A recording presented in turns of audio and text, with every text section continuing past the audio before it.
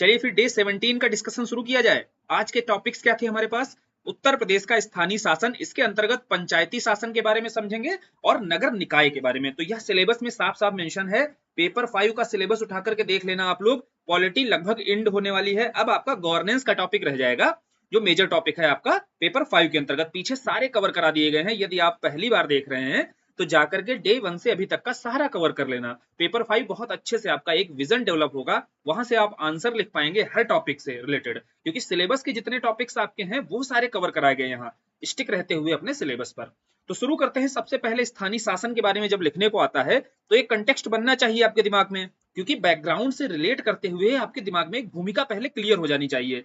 चाहे पेपर 2 में आप लिखो, चाहे पेपर 5 के अंतर्गत आप यूपी स्पेसिफिक आप जोड़ रहे हो। देखो भूमिका के स्तर पर या उस टॉपिक पर जो समझ है आपकी वह तो लगभग सेम रहेगी, लेकिन जब आप पेपर 5 में लिखोगे तो यूपी स्पेसिफिक कुछ मसाला डालना है। फिर सुझावों के स्तर पर क्या करना है आपको, वहां कुछ उत्तर प्रदेश के कुछ प्रयास सरकार के द्वारा जो किए जा रहे हैं वह डाल देना है। क्लियर है? तो इस आधार पर आपका आंसर थोड़ा सा डिफरेंस हो जाएगा आपका पेपर 2 से। बहुत ज्यादा अंतर नहीं आता है, क्योंकि समस्याएं एक ही जैसी वहां पर नजर आएंगी। वहां एक होलिस्टिक वे में आपको चीजें लिखनी होती हैं। जैसे स्थानीय शासन पर जब आप सोचना शुरू करोगे तो क्या पहले बताओगे? देखो यह जो आपका स्थानीय शासन है यह आपका गांधीवादी दर्शन से प्रभावित है। आप जानते हैं कि गांधी जी हमेशा लोकतांत्रिक विकेंद्रीकरण के हितैषी रहे थे ना। तो इस पर डिबेट भी हुई हमारी संविधान सभा में, लेकिन शुरुआती स्तर पर हमारी संविधान में क्या प्रयास किया गया कि जो अनुच्छेद 40 है, जहां पर स्वायत्त शासन या स्थानीय शासन की बात की गई, ग्राम पंचायतों के गठन की बात की गई है, इसे आपका डीपीएसपी बनाया गया। क्या बना दिया गया भाई? डीपीएसपी, नीति निर्देशक तत्व। अर्थात यहां सरकार की कोई बाध्यता नहीं रहेगी इसे लागू किया जा सके। तो शुरुआती स्तर पर सरकार के लिए भी यह पॉसिबल नहीं था, है ना। सरकार के पास फंड के स्तर पर, राज्यों के पास भी फंड के स्तर पर एक समस्या थी। तो उसको ध्यान में रखते हुए इसे फंडामेंटल राइट में न शामिल करते हुए, यानी कि नागरिकों को यह मौलिक अधिकार के रूप में ना देकर के नीति निर्देशक तत्व के रूप में शामिल किया गया। यह हो गया शुरुआती बैकग्राउंड कि कैसे हमें आपके जो स्थानीय स्वशासन से है यह जोड़ना है। सरकार का शुरुआती उद्देश्य क्या था? तो शुरुआती उद्देश्य सरकार का समझ में आया, और उसी समय जब हमें आजादी मिलती है तो हमारे उत्तर प्रदेश में 2 कानून भैया मौजूद थे। कौन कौन से 2 कानून बनाए गए? पहला कानून बनाया गया संयुक्त प्रांत पंचायत राज अधिनियम। यहां समझना, हम 73वें 74वें संविधान संशोधन, यह जो संविधान संशोधन 2 आपको पढ़ने को मिलते हैं, इससे पहले एक बैकग्राउंड समझते हुए ही वहां तक पहुंचेंगे भाई।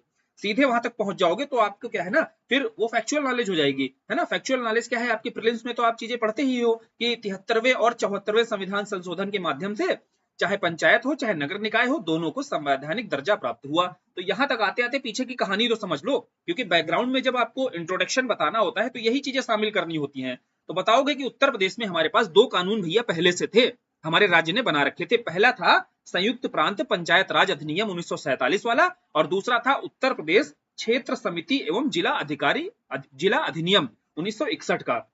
तो 2 अधिनियमों के माध्यम से उत्तर प्रदेश में पंचायती राज व्यवस्था का विकास किया जा रहा था। यहाँ देखो, हम पंचायत वाले टॉपिक को अगर अच्छे से समझ गए, इस टॉपिक पर अगर आपकी विजन बन गई है ना, एक विजन आपका डेवलप हो गया कि इस टॉपिक पर हमें लिखने को आएगा तो कैसे सोचना है भाई।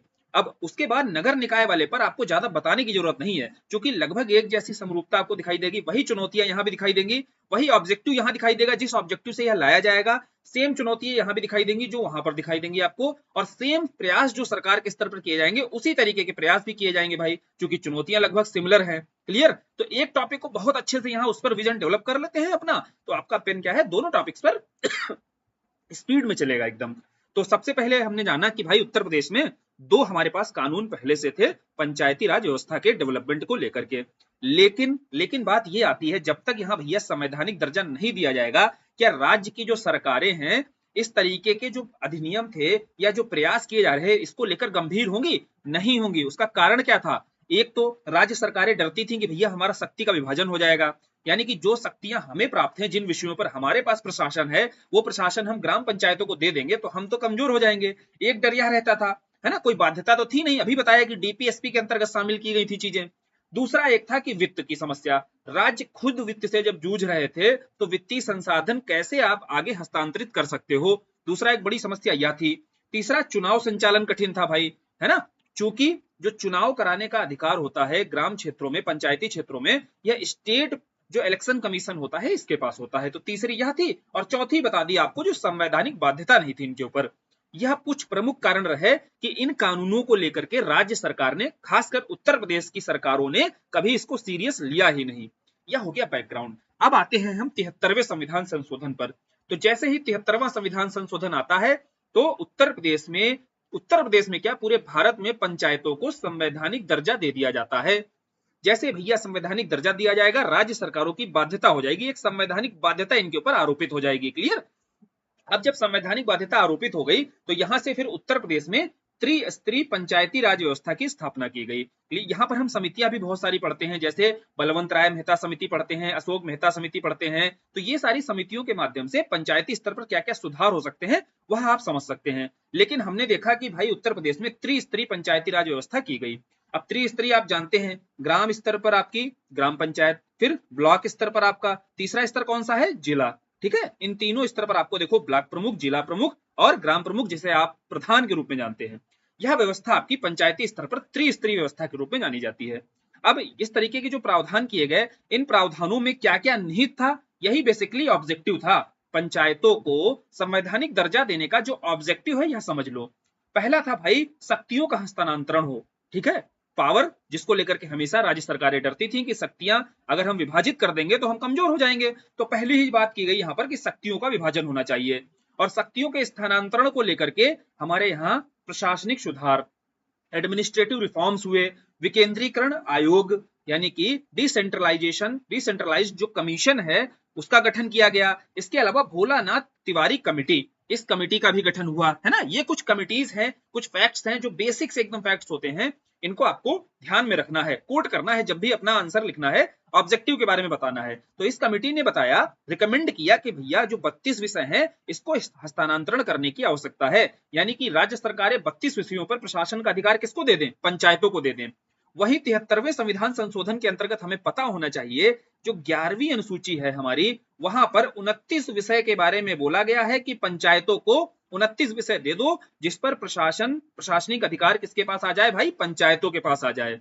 और इसी तरीके का प्रावधान हमें 74वें संविधान संशोधन में दिखता है, जहां 12वीं अनुसूची, जहां आपका 74वें संविधान संशोधन में 12वीं अनुसूची के अंतर्गत क्या कहा गया है, 18 विषय दे दो भैया नगर निकायों को प्रशासन के लिए। तो यह तो आपको फैक्चुअल स्तर पर नॉलेज होगा। अब यहां देखते हैं, जब भोलानाथ तिवारी की समिति बनी तो इसने रिकमेंड किया कि 32 विषय हस्तांतरित कर देने चाहिए जो राज्य सूची के अंतर्गत आते हैं। यहां से 32 विषय उठा करके पंचायतों को दे दो, और जिसमें से अभी 16 का हस्तांतरण कर दिया गया है। जैसे कुछ विषय, जैसे एग्जाम्पल के तौर पर समझ लो, गरीबी उन्मूलन कार्यक्रम हो गया, बेसिक शिक्षा हो गई, लघु सिंचाई हो गई, ग्रामीण बाजार मेले हो गए। आप समझ लीजिए जो ग्रामीण क्षेत्रों से जुड़े हुए प्रमुख विषय हैं वो हस्तांतरित करने की बात की गई भोलानाथ कमेटी के द्वारा। पहला यह प्रावधान हुआ। फिर आगे बात करते हैं, ग्राम पंचायतों के जितने ग्रामीण स्तर के कर्मचारी हैं इनकी उपस्थिति के सत्यापन की शक्ति भी दे दी गई। किसको, ग्राम पंचायतों को। यानी कि ग्राम पंचायतों को अभी पावर डिस्ट्रीब्यूशन हो रहा है यह समझना, और पावर डिस्ट्रीब्यूशन की जरूरत भी थी, लेकिन नियुक्ति और हस्तांतरण की शक्ति विभागों को ही दी गई। यानी कि जो डिपार्टमेंट आपके बनाए गए वह अपॉइंटमेंट के स्तर पर या हस्तांतरण के स्तर पर, है ना, ट्रांसफर के स्तर पर जो शक्तियां दी गई थी वह डिपार्टमेंट के पास ही रखी गई। तो ग्राम पंचायतों को भी शक्तिशाली बनाया गया। इसके साथ साथ जो प्रशासनिक इकाइयों पर नियंत्रण हेतु और उन पर समन्वय हेतु विभागों के अधिकारियों को ग्राम पंचायत विकास अधिकारियों को स्थायी रूप से पंचायतों में स्थानांतरित कर दिया गया। देखो भाई, जो आपके ऐसा समझो अधिकारी थे ना, जो अधिकारी थे डिपार्टमेंट के, उन्हें ग्राम पंचायत विकास अधिकारी के रूप में ही ट्रांसफर कर दिया गया। समझ रहे हो आप, एडमिनिस्ट्रेटिव जो रिफॉर्म्स किए जा रहे हैं या जो चेंजेस किए जा रहे हैं यह भी समझना है। इसके साथ साथ जो स्टेट इलेक्शन कमीशन के द्वारा जो निर्वाचन के माध्यम से एक इकाई स्थापित की जा रही है यह भी समझते हुए चलना, दोनों एक साथ। वहीं आगे बात करते हैं सचिवालयों के स्तर पर। जैसे आप देखते हैं स्टेट लेवल पर सचिवालयों का गठन किया जाता है, होती हैं बिल्डिंग्स, ऐसे ही ग्राम पंचायतों का भी अपना ग्राम सचिवालय होना चाहिए। इसी संदर्भ में उत्तर प्रदेश में 60,000 जो ग्राम पंचायतें हैं इनके पास ग्राम सचिवालयों की स्थापना की जा चुकी है। यहाँ उदाहरण के तौर पर आपको ई स्वराज्य जैसी योजनाओं के बारे में बताना है, और यह बता देना है कि ई स्वराज्य जैसी योजनाएं जो लाई जा रही हैं यहाँ पर ग्राम पंचायतों के डिजिटलीकरण का कार्य किया जा रहा है। पहला हो गया भाई, इतने पॉइंट्स हो गए जो सारे के सारे आपको समझ में आया, पावर डिस्ट्रीब्यूशन से रिलेटेड थे, यानी कि शक्तियों के हस्तांतरण को लेकर के क्या क्या प्रयास किए जाने चाहिए। देखो जब संवैधानिक दर्जा मिल गया उसके बाद शक्तियों के हस्तांतरण पर ये सारे प्रयास किए जाने चाहिए और बेसिकली यह उद्देश्य भी था, यह ऑब्जेक्टिव भी था, है ना। ऐसा करने के पीछे जो लोकतांत्रिक विकेंद्रीकरण के संदर्भ में जो पंचायतों को संवैधानिक दर्जा दिया गया, इसके पीछे प्रयास भी यही था। उसके बाद अगला प्रयास था वित्त के हस्तांतरण को लेकर के। देखो वित्त के हस्तांतरण को लेकर के बोला गया, जब पहला फाइनेंस कमीशन आया, यहाँ ना कोट करना आप पहले वित्त आयोग को, जैसे यहाँ पहले वित्त आयोग को कोट करोगे तो यह बताओगे कि पहले वित्त आयोग ने रिकमेंड किया कि आप 10% जो है 10% हिस्सा राज्य वित्तीय कोष को, राज्य के वित्तीय कोष से 10% हिस्सा किसको मिलना चाहिए, पंचायतों को मिलना चाहिए। यहाँ समझना आप कि राज्यों का जो वित्तीय कोष है, यानी कि राज्यों के पास जो धन है, वित्त है, इसका 10% हिस्सा किसके पास जाना चाहिए, पंचायतों के पास जाना चाहिए। और यह किसने रिकमेंड किया था, पहले फर्स्ट फाइनेंस कमीशन ने। यह तुरंत आप कोट करते हुए बताया करो। उसके बाद आपको बताना है कि जो प्रशासनिक लागत है इसको स्थायी बजटीय प्रावधान भी इसके लिए करना चाहिए, यानी कि एक स्थायी बजट आना चाहिए पंचायतों के लिए, ताकि जो वित्त की समस्या है रहती है पंचायतों के पास वह खत्म की जा सके। अब यहाँ जो व्यवस्था की जाती है, एक पहला आपका ग्राम पंचायत है। ग्राम पंचायत क्या करती है, कई समितियों के माध्यम से यहाँ कार्य करती है। उदाहरण के तौर पर निर्माण कार्य समितियां हो गई, शिक्षा संबंधी समितियां हो गई। इसके अलावा ग्राम पंचायतों में ग्राम सभा होती है, जहां ग्राम सभा के सदस्य सारे बैठते हैं। और ग्राम सभा के सदस्य समझिए गांव की विधायिका होती है। कोई कानून वगैरह यदि बनाना होता है तो यह ग्राम सभा के सदस्यों के सहमति के माध्यम से ही बन पाता है। तो ग्राम की एक विधायिका होती है आपकी ग्राम सभा, और वर्ष में यह 2 बार बैठती है। जैसे एक बार रबी की बैठक होती है, एक बार खरीफ की बैठक होती है। बेसिकली ग्राम पंचायतों के लिए जरूरी होता है कि सभी लेखा को ग्राम सभा के समक्ष प्रस्तुत किया जाए, यह भी ध्यान रखना है आपको। इसके बाद अगला है न्याय पंचायत। देखो न्याय पंचायत के स्तर पर उत्तर प्रदेश जो पंचायती राज्य अधिनियम है, यहाँ सभी क्षेत्रों में न्याय पंचायत की स्थापना का प्रावधान किया गया है। यानी कि उत्तर प्रदेश के ग्राम पंचायती क्षेत्र में एक आपकी ग्राम सभा होगी, दूसरा न्याय पंचायत होगी। अब न्याय पंचायत मिलकर के ही क्या करते हैं, पंचों का चुनाव करते हैं, ग्राम सदस्य, जो कि ग्राम सदस्यों में से ही किया जाता है। क्लियर, ये हम व्यवस्था देख रहे हैं ग्रामीण स्तर पर, जो कि 3 त्रिस्तरीय व्यवस्था आपकी लागू की गई है। तो नीचे हम अभी ग्राम के, गांव के स्तर पर देख रहे हैं क्या व्यवस्था रहती है। यहाँ हमने ग्राम सभा देखा, और क्या देखा भाई, और न्याय पंचायत देखी। तो 2 तरीके की व्यवस्थाएं हमें नजर आई ग्रामीण क्षेत्र में। फिर ब्लॉक स्तर पर आते हैं, यहाँ हमें क्षेत्र पंचायत दिखाई देती है। क्षेत्र पंचायत आपकी मध्य स्तरीय स्तर होता है। देखो निम्न स्तर पर हमने देख लिया क्या व्यवस्था है, फिर हमने दूसरे स्तर पर पहुंचे हम, जिसे आप क्षेत्र पंचायत के स्तर पर समझ सकते हो।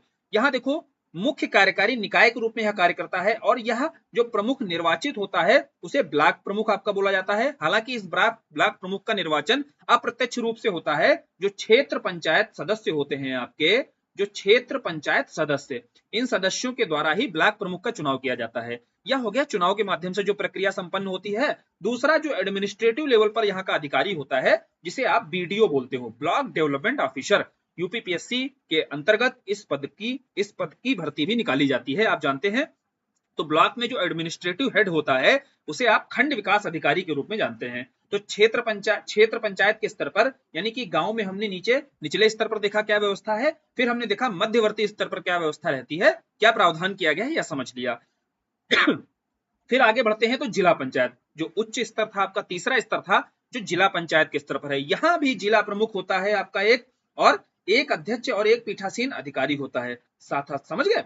तो सेम व्यवस्था यहाँ ब्लॉक प्रमुख के स्तर पर जैसे होती है, वैसे ही यहाँ जिला प्रमुख भी रहता है और जिला पंचायत के सदस्य भी रहते हैं, और जो आपके जिला प्रमुख को चुनते हैं अपने मध्य से ही। ठीक, तो यह व्यवस्था आपकी जो प्रावधान त्रिस्तरीय स्तर पर किया गया है, यह हमने समझा।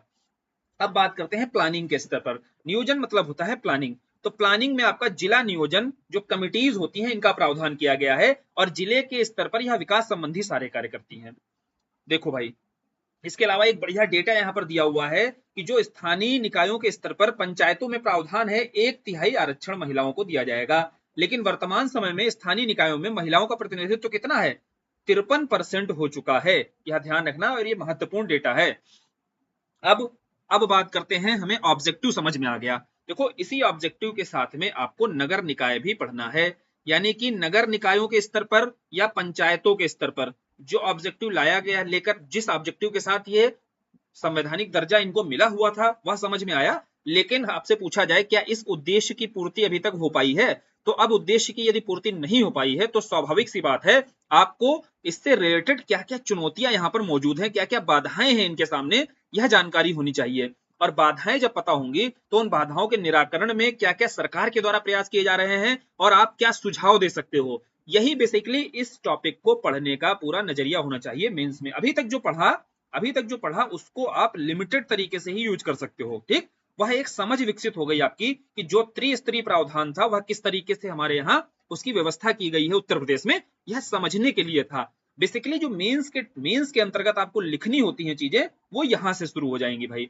यहाँ जैसे कुछ नवाचारी कार्य, कुछ इनोवेटिव कार्य हैं जो ग्रामीण क्षेत्रों के लिए किए जा रहे हैं, यह लिखने से पहले हमें क्या पता होना चाहिए, यहाँ आपकी क्या क्या चुनौतियां हैं, यानी कि उत्तर प्रदेश की पंचायती राज व्यवस्था में क्या क्या चुनौतियां मौजूद हैं।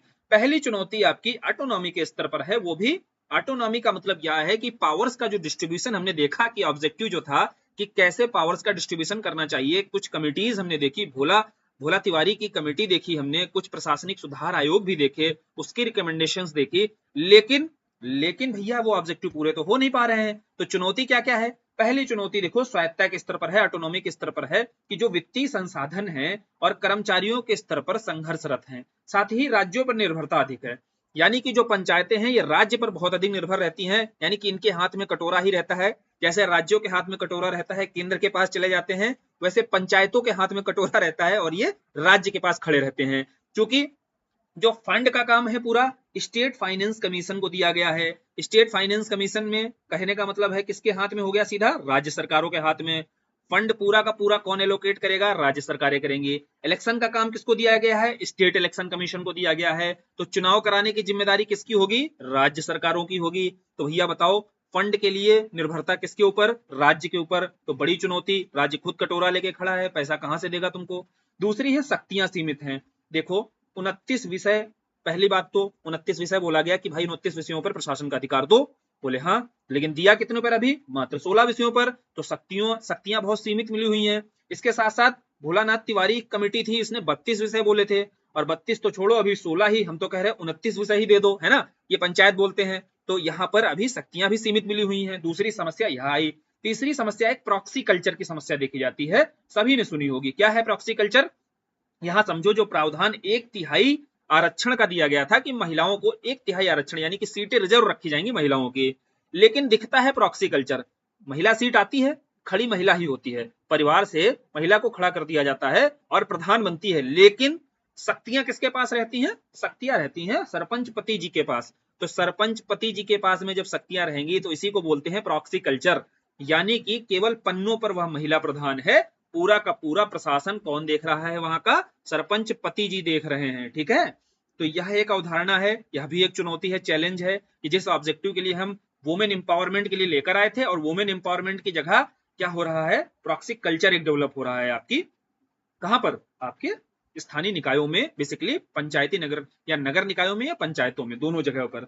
इसके बाद प्रशासक और पंचायत दोनों के द्वारा मिलजुल कर भ्रष्ट नीतियों में पाया जाना, यानी कि प्रशासन हो गया, वहां का प्रशासक हो गया, और या आपका पंचायत या प्रधान हो गया, दोनों मिलकर भ्रष्टाचार करते हैं, ठीक। फिर आते हैं जनप्रतिनिधि जो हमारे भेजे जाते हैं, इनमें ना तो कोई विधिक और ना ही तकनीकी साक्षरता होती है। यानी कि प्रधान आप जानते ही हैं कितना साक्षर होता है तकनीकी दृष्टिकोण से, चाहे विधिक दृष्टिकोण से, यानी कि किसी भी कानून की भी समझ नहीं होती है ना, उसके तकनीकी पहलुओं को नहीं समझता है, और ना ही टेक्निकली इतना टेको फ्रेंडली भी हमारे प्रधान होते हैं। तो इस तरीके का अभाव आपको देखने को मिलता है, और इसलिए यह प्रशासनिक अधिकारियों पर बहुत अधिक निर्भर हो जाते हैं, और प्रशासनिक अधिकारी अपनी मन मर्जी के हिसाब से इनको चलाते हैं। फिर अगली एक चुनौती है धन बल और बाहुबल को लेकर के। देखो धन बल और बाहुबल जैसे राज्यों के स्तर पर, केंद्र के स्तर पर बढ़ रहा है, उसी तरीके से आजकल पंचायतों में भी बहुत अधिक बढ़ रहा है। अब धन बल और बाहुबल जब बढ़ेगा, पंचायतों में भी बाहुबल बढ़ेगा, एंट्री हो जाएगी, तो क्या वंचित वर्गों की यहाँ पर उपेक्षा नहीं होगी, है ना। क्या वंचित वर्ग के जो हित होते हैं इनको ध्यान में रखा जाएगा, नहीं रखा जाएगा। तो ये सारी चुनौतियां हैं जो हमारे सामने निकल कर आती हैं स्थानीय निकायों में और पंचायतों के सामने। इन चुनौतियों पर ही सोचना है, और जब सुझावों के स्तर पर आपको देना है तो एक एक चुनौती को पकड़ लो, और एक एक चुनौती को पकड़ते हुए आप अपने सुझावों को लिख दो तुरंत, है ना, अपनी कॉपी में। जैसे पावर के स्तर पर, शक्तियों के स्तर पर आपको बताना है कि और विषय देने की जरूरत है, विषयों का स्थानांतरण करने की जरूरत है, तो यहाँ कमिटीज को आप बता दो, जो कमिटीज ने रिकमेंडेशन दी उसको बताते हुए आपको बताना है कि भाई कम से कम कुछ और विषय बढ़ाओ ना। जब अधिक विषय दोगे तभी क्या होगा, पंचायतें और मजबूत होंगी। और इसके अलावा जो कर निर्धारण की जो शक्ति है ना, जो टैक्सेस आप कलेक्ट करते हैं, अब टैक्स ही नहीं होगा यानी कि फंड ही नहीं होगा तो भैया पंचायतों के पास जब पैसा नहीं होगा तो कोई इन्वेस्टमेंट आगे कैसे करेंगी, है ना। कोई इंफ्रा के स्तर पर मान लीजिए कोई डेवलपमेंट करना है, कोई प्रोजेक्ट लेकर आती है तो भैया फंड की समस्या तो खत्म करो। अब बात करते हैं जो हमने पीछे छोड़ा था, उत्तर प्रदेश मातृभूमि योजना। यहां सरकार के द्वारा एक बढ़िया प्रयास किया गया है, उत्तर प्रदेश मातृभूमि योजना। देखो कैसे फंड की समस्या को खत्म कर रही है सरकार, कोशिश कर रही है कैसे जो हमारे पास पंचायतों के पास में फंड की एक समस्या इससे जूझते रहते हैं, इसको कैसे समाप्त किया जाए। ऐसे कुछ इनोवेशन हुआ करे तो आप भी शामिल किया करो, है ना। जैसे उत्तर प्रदेश मातृभूमि योजना में सरकार ने क्या सोचा, यहाँ प्रयास यह हुआ कि जो जैसे बहुत सारे प्रवासी होते हैं जो बाहर रहते हैं, अब बाहर रहते हैं लेकिन उनका लगाव तो होता ही है ना अपने गांव से बोले अपने पैतृक गांव से लगाव होता है, अपने पूर्वजों से लगाव होता है, इसी का फायदा उठाते हैं। इसका फायदा ऐसे उठाया गया, बोले देखो सरकार जो है ना, सरकार तुम्हें जमीन देगी और 40% पैसा देगी। क्या देगी भैया, भूमि देगी, 40% पैसा देगी। आपको क्या करना है, बोले 60% पैसा दो, तुम 60% पैसा लगाओ और तुम्हारा जो पैतृक गांव होगा यहाँ पर कोई एक कम्युनिटी सेंटर बना देंगे हम, या यहाँ पर कोई बारात घर बना देंगे, बारात घर या कम्युनिटी सेंटर बनाएंगे और तुम्हारे मान लीजिए पूर्वज बाबा का नाम है राम नरेश, तो राम नरेश बारात घर, इस तरीके से भैया लिखकर एक आपका परमानेंट एक बारात घर सेट कर दिया जाएगा। अब क्या है, आपके बाबा को लोग जानते भी रहेंगे और आपका जो एक पैतृक गांव से लगाव है वह भी बना रहेगा। तो यहाँ क्या है, 60% पैसा तो सरकार ने इसकी व्यवस्था कर ली कि नहीं कर ली। तो इसी तरीके के इनोवेशंस कुछ हुआ करें तो आप बताया करो। यहाँ जो फंड की समस्या रहती है पंचायतों के पास, काफी हद तक यहाँ उससे बाहर निकल सकेगी। तो ऐसे ही कुछ वित्तीय, अब ऐसे ही कुछ इनोवेटिव आइडियाज आपको भी सोचना है और उसको अपने सुझावों के स्तर पर शामिल करना है। फिर बताना है कि मुख्यमंत्री पंचायती पुरस्कार योजना, यानी कि यहाँ के जो प्रतिनिधियों में या पंचायतों में जो आप देख लीजिएगा कि अपने उत्तरदायित्व को लेकर के उत्तरदायित्व का अभाव जो देखने को मिलता है, इस संदर्भ में यह मुख्यमंत्री पंचायती पुरस्कार योजना आपकी काम कर सकती है। कैसे, यहाँ एक हेल्दी कंपटीशन जनरेट होगा पंचायतों के बीच, यानी कि पंचायत, कौन सी पंचायत उत्तर प्रदेश में बेहतर कार्य कर रही है उसको पुरस्कृत किया जाएगा। तो आसपास की पंचायतें देखकर क्या होंगी, इससे थोड़ा सा प्रोत्साहित होंगी, मोटिवेट होंगी, और मोटिवेट होंगी तो और बेहतर काम करना चाहेंगी। और यहाँ पर सामाजिक अंकेक्षण को बढ़ावा दिया जाएगा। यहाँ सामाजिक अंकेक्षण का मतलब होता है सोशल ऑडिटिंग, यानी कि सोशल ऑडिटिंग को प्रमोट किया जाएगा, यानी कि समाज के जो वर्ग हैं वही ऑडिट करेंगे, वही देखेंगे कि भाई पंचायतें कैसे कार्य कर रही हैं, कौन सी पंचायत कितना बेहतर कार्य कर रही है। तो ऐसे कुछ प्रयास हैं जिनके माध्यम से उत्तरदायित्व के भाव को भी बढ़ावा दिया जाएगा। क्लियर। और जैसे विधिक दृष्टि पर तकनीकी साक्षरता की कमी दिखाई देती है तो यहाँ कुछ ट्रेनिंग, जैसे साक्षरता संबंधी कुछ प्रशिक्षण कार्य, कुछ स्किल प्रोग्राम आपके शुरू किए जा सकते हैं। और इन स्किल प्रोग्राम्स के माध्यम से जो आपके जनप्रतिनिधि होते हैं इनको प्रशिक्षित किया जा सकता है, और इनको प्रशिक्षित किया जाएगा तो स्वाभाविक सी बात है यह जागरूकता फैलाएंगे, है ना। और ये लाभान्वित किसको करेंगे, अपने यहाँ के जो पंचायतों में, जिन पंचायतों के जो लोग हैं, जनता है, इसको लाभान्वित करेंगे, स्वाभाविक सी बात है। और धनबल और बाहुबल को लेकर के जो चुनौती थी, यहाँ चुनाव आयोग की भूमिका बता दो। इसके अलावा जो स्टेट फाइनेंस कमीशन पर जो समस्याएं हैं, रेगुलर देखो जैसे आपका वित्तीय आयोग 14वां 15वां वित्तीय आयोग चल रहा है ना, 16वां वित्तीय आयोग आपका गठित हो चुका है, इसी तरीके का रेगुलर वित्तीय आयोग का गठन आपका स्टेट फाइनेंस कमीशन के स्तर पर भी देखने को मिलना चाहिए। क्लियर है, यह व्यवस्था होनी चाहिए। फिर स्टेट इलेक्शन कमीशन, यहाँ भी चुनाव जो अनियमित तौर पर होते हैं, यहाँ भी नियमित तौर पर चुनाव कराने की आवश्यकता है, यह भी सुझाव के स्तर पर आप बता दो। तो ये सारे सुझाव आपको देने हैं कि कैसे पंचायतों का जो शासन है ये कमजोर पड़ा हुआ है, जो बाधाएं इसके सामने मौजूद हैं वो कैसे आप खत्म कर सकते हो। तो इतने सारे आपको सुझाव बताए हैं, कुछ सुझाव आपको अपने स्तर पर सोचने हैं। जैसे सरपंच पति वाला जो कॉन्सेप्ट है, यहाँ आप कोई वैधानिक कार्रवाई, यानी कि कोई कानूनी कार्रवाई करने की जरूरत है इन जगहों पर। जब तक आप यहाँ पर कोई कठोर कार्रवाई नहीं करोगे, इस तरीके के प्रावधान क्या है, इस तरीके की अवधारणा समाप्त नहीं होगी ग्रामीण स्तर पर। क्लियर बात है।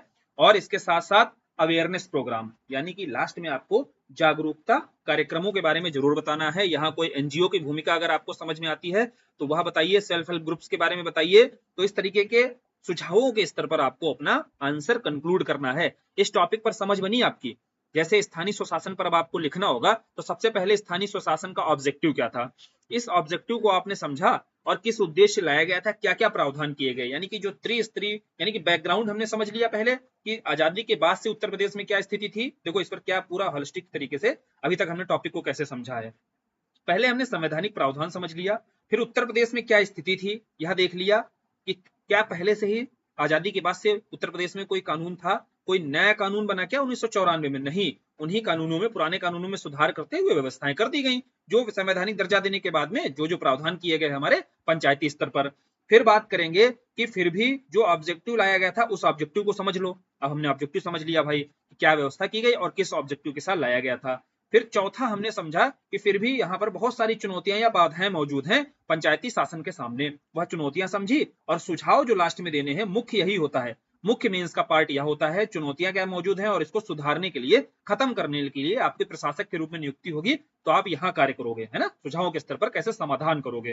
तो यही सुझावों के स्तर पर बहुत सारे इनोवेटिव आइडियाज हमने देखे और क्या क्या सुधार हो सकते हैं यह समझा और उन्हें शामिल करते हुए अपना आंसर या अपना इस टॉपिक को हमने कंप्लीट कर लिया। तो ऐसे ही इस टॉपिक पर एक पूरी होलिस्टिक तरीके से समझ होनी चाहिए, एक विजन होना चाहिए और यही विजन आपको नगर निकायों के स्तर पर भी रखना है, कुछ अलग नहीं सोचना है, क्योंकि सेम टॉपिक ऐसा ही है। चुनौतियों के स्तर पर देखोगे तो वहां भी पावर, पैसा, है ना, प्रशासन, मतलब ये सारी समस्याएं वहां पर भी नजर आएंगी। इन्हीं स्तरों पर वहां भी समस्याएं देखने को मिलती हैं, क्योंकि दोनों ही मुद्दे, दोनों ही जो मामले हैं ये किससे जुड़े हुए हैं दोनों ही मामले आपके लोकतांत्रिक विकेंद्रीकरण से जुड़े हुए हैं। जैसे कंक्लूड जब आप करोगे तो यह कुछ शब्द हैं आपके, जैसे लोकतांत्रिक विकेंद्रीकरण, है ना, डेमोक्रेटिक डिसेंट्रलाइजेशन, ऐसे शब्दों को जरूर शामिल करना है। नारी सशक्तिकरण, वुमेन एम्पावरमेंट, जो उद्देश्य के साथ ये लाया गया था, जब आप कंक्लूड करोगे, एक सकारात्मक कंक्लूजन दोगे, सकारात्मक कंक्लूजन के संदर्भ में अगर ये सारे शब्द भारी भारी आपने लिख दिए ना, और इनको क्या है आप डायरी में कहीं इस टॉपिक पर अगर आप लिख रहे हो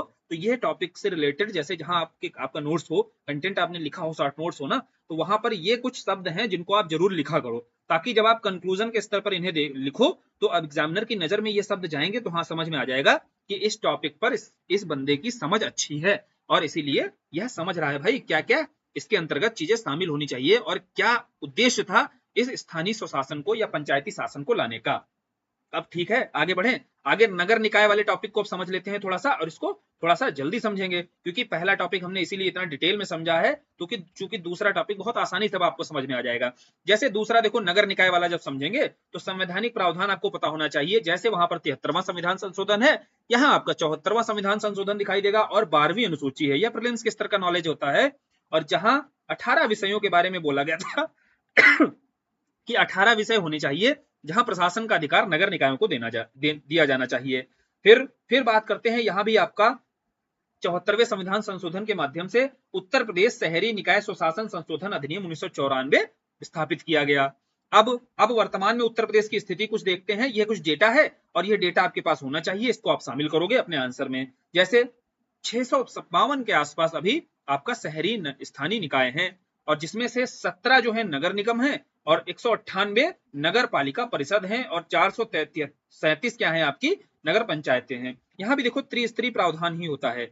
नीचे आपका रहता है नगर पंचायत, मध्य स्तर आपका रहता है नगर पालिका परिषद और फिर सबसे ऊपर आपका रहता है नगर निगम।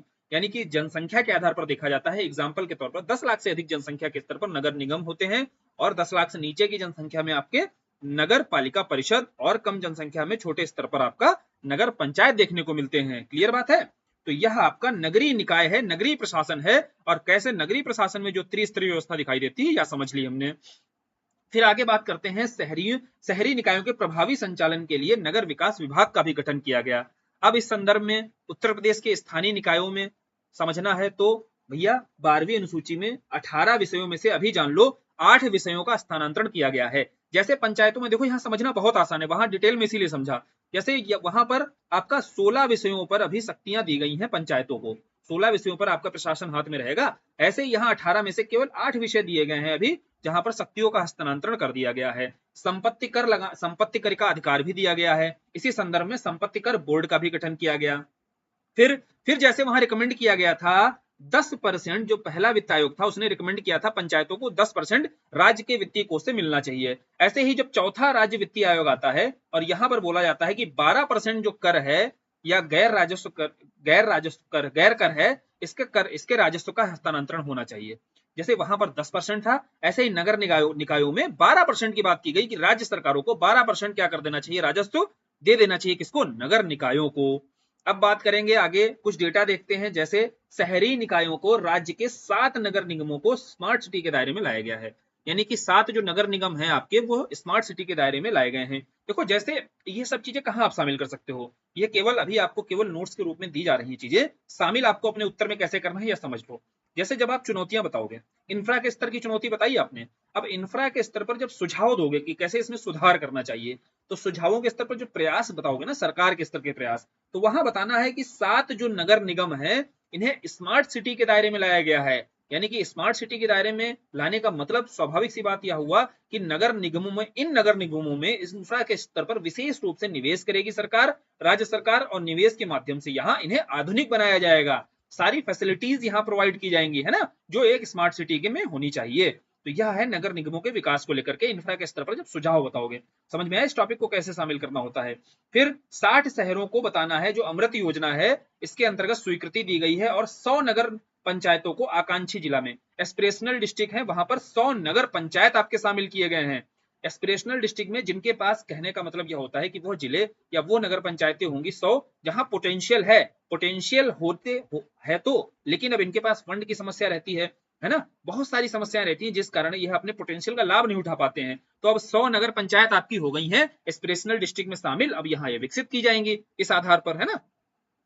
फिर बताओगे आप कि शहरी निकाय सामाजिक न्याय लैंगिक समानता के केंद्र, है ना, उत्तर प्रदेश में जैसे उदाहरण के तौर पर यूपी नगर निगम के 17 मेयर में से 6 महिला मेयर हैं। यह भी देखो आपको जब ऑब्जेक्टिव के स्तर पर लिखो तब बता सकते हो नगर निकायों के, या सुझावों के स्तर पर बताना है कि कैसे जिस भूमिका के साथ में यह नगर निकाय लाए गए थे उस भूमिका का यह निर्वहन भी कर रहे हैं। कैसे कि जो 17 आपकी मेयर हैं, यानी कि जो नगर 17 मेयर आपकी हैं नगर निगमों में, इसमें से 6 महिला मेयर हैं आपकी, और 6 महिला मेयर आपका दिखाता है कि नारी सशक्तिकरण को लेकर के, वुमेन एम्पावरमेंट को लेकर के जो एक प्रयास किया गया था उस प्रयास में हम सफल होते दिखाई दे रहे हैं। लेकिन यहीं इसके साथ में एक समस्या भी आपको बताई कि प्रॉक्सी कल्चर की समस्या यहाँ भी स्पष्ट रूप से दिखाई देती है नगर निकायों के स्तर पर। अब देखो चुनौतियां, जैसे ही आप चुनौतियों पर आओगे तो सेम चुनौतियां वही, एक पावर के स्तर पर, शासन संकट के स्तर पर समस्या, सीमित शक्तियां, इसी कारण मात्र 8 विषयों पर देखो जो शक्तियां स्थानांतरित विषय दिए गए हैं। फिर वित्तीय संकट, वही राज्य सरकारों पर निर्भरता, फिर वही जनप्रतिनिधियों की तुलना में नगर आयुक्त ज्यादा प्रभावी हो जाता है, यानी कि जो जनप्रतिनिधि सीधे प्रत्यक्ष रूप से चुने जाते हैं इसकी तुलना में चूंकि या विधिक रूप से तकनीकी रूप से इतना साक्षर नहीं होते हैं, इस कारण से जो नगर आयुक्त होते हैं आपके, जो एडमिनिस्ट्रेटिव माध्यम से यानी कि प्रशासनिक माध्यम से वहां पर अधिकारी होते हैं, वह ज्यादा प्रभावी रहते हैं क्योंकि उन्हें समझ होती है ना, वो जागरूक होते हैं, पढ़ लिख कर जाते हैं यहाँ से, ठीक। तो यह एक समस्या देखने को मिलती है। तो यह चुनौतियां हैं आपके सामने, और इन चुनौतियों का समाधान बिल्कुल वैसे ही करना है जैसे हमने पंचायतों के स्तर पर किया। तो बिल्कुल अलग नहीं यहाँ सोचना है, उसी तरीके से ही सोचना है। बस ध्यान रखना है कि नगर निकायों के स्तर पर प्रयास किए जा रहे हैं, फंड के स्तर पर देखो क्या सोचना है, वैसे ही भाई फंड स्तर पर आपको स्टेट फाइनेंस कमीशन के बारे में बता देना है। दूसरा जो टैक्सेशन पावर है वो बढ़ानी है। फिर आपको पावर के स्तर पर भाई जो डिस्ट्रीब्यूशन है, 18 विषय जो दिए गए हैं, कम से कम उन पर शक्तियां तो दो, प्रशासनिक शक्तियां, तो वह बताना है। फिर और बहुत सारे इनोवेशन जो सरकार के द्वारा किए जा रहे हैं, उत्तर प्रदेश सरकार के द्वारा, उन्हें समझा देना है। कुछ अगर आपके पास एग्जांपल्स होता है, कोई एक आइडियल एग्जांपल होता है, किसी मेयर का एग्जांपल यदि होता है पंचायतों के स्तर पर, जैसे किसी एक प्रधान का अगर एग्जांपल होता है जिसने बहुत बेहतर कार्य किया है, तो वह केस स्टडी शामिल किया करो। जैसे एक एग्जांपल मैं बताता हूँ छवि राजावत का। जैसे छवि राजावत जो राजस्थान की आपकी प्रधान थी, इनका आप एग्जाम्पल सेट कर सकते हो, है ना, कैसे एक महिला प्रधान बेहतर कार्य कर सकती है। लोगों के अंदर एक यह होता है ना कि लीडरशिप, जो महिलाओं के अंदर, यह प्रॉक्सी कल्चर आया कैसे, एक लीडरशिप वाली जो सोच रखते हैं, जो आप समझिएगा कि पितृसत्तात्मकता वाली है, पैट्रियार्कल सोच है, इसके आधार पर यह मानते हैं कि लीडरशिप क्वालिटी नहीं होती है। तो इसमें आप एक एग्जांपल दो छवि राजावत का, छवि राजावत के माध्यम से आप बताओ कि भाई अगर लीडरशिप क्वालिटी नहीं होती है तो यहाँ छवि राजावत को आप देख सकते हो किस तरीके से इन्होंने अपने जो ग्राम पंचायत है, अपनी पंचायती क्षेत्र में कितना बेहतर कार्य किया है, ठीक।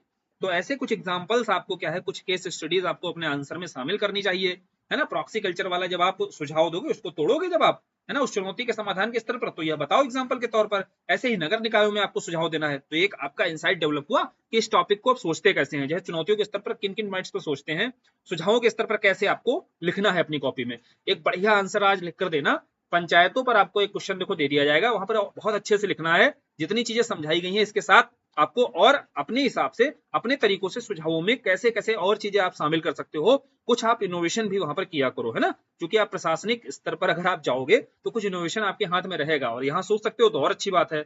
चलिए फिर वीडियो को यही खत्म करते हैं। वीडियो पसंद आया करे तो इसको शेयर किया करो दोस्तों में, और नहीं पसंद आया करे तो मत शेयर किया करो भाई, क्योंकि देखो पसंद आएगा तो खुद देखोगे तभी शेयर करोगे, नहीं पसंद आएगा तो ना देखोगे ना शेयर करोगे, ठीक। चलो यही वीडियो को खत्म करते हैं, धन्यवाद।